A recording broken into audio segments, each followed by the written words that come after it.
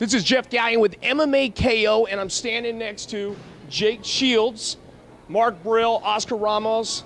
We are here, Team MMA-KO, and we are at the UFC gym presenting the MMA-KO 2010 Fighter of the Year Award to the one and only #1 contender for the UFC title against GSP coming soon next year, Jake Shields. Hey man, how's it going? How you doing? Awesome. First off, we just hand you over this awesome award.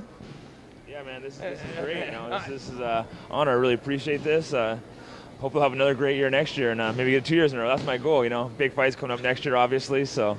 Absolutely. I mean, you got a lot of great things coming for you, and let's talk about it. I mean, you just 2010's been phenomenal. Now you're in the UFC, and GSP.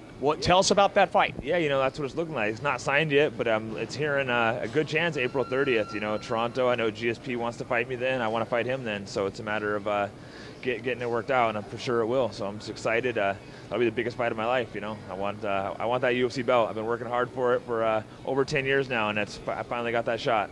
A lot of people talk about you jumping and going to Strikeforce, which would have been very good to you, and now you're going to UFC, and you always say it's always been about UFC. Now you're there.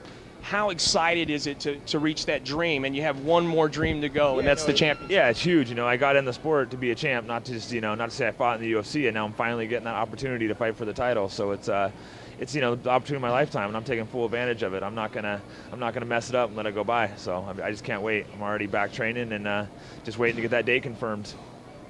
Now you're at with being at welterweight, this is where it's going to be held. You've been the middleweight champion and stuff. Is it tough for you to now go back to welterweight where it all started? It was, because I got really big at 85, so the first cut down was actually really hard on me, and I didn't, I made some mistakes doing it. But now my weight's in check, and I feel back my normal weight where I used to fight welterweight. So it'll be a lot easier making it this time. That first time's always hard. Well, Jake, you're a phenomenal fighter, and on the behalf of MMA-KO and Milo's Collectibles, the Den Zone, the UFC gym for letting us do this here, we'd like to present you for the 2010 MMA-KO Fighter of the Year Award. Thank you, Jake. I really appreciate that. Thanks. Yeah.